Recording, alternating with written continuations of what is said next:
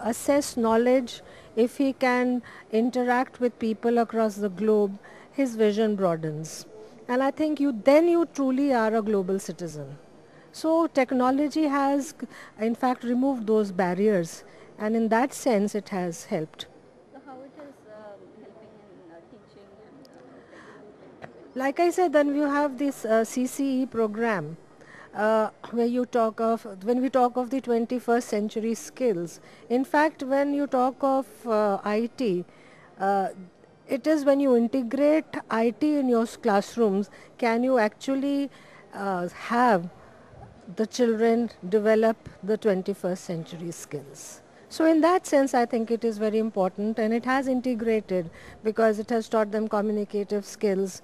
It has given them, when you take up project-based learning, it is basically they are learning, collaborative learning is also taking place. And then you have analytical skills. So I think IT has enabled development and honing of these 21st century skills in students. And lastly, what are your views on RT, Right to Education Act, which has been passed through?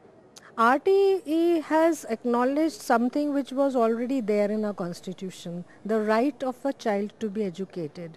Every citizen of India, every child of India has a right to be educated.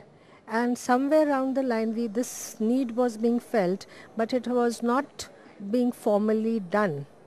Now when it has become an act, I think a lot of more children will be included in the school systems because every child wants education today.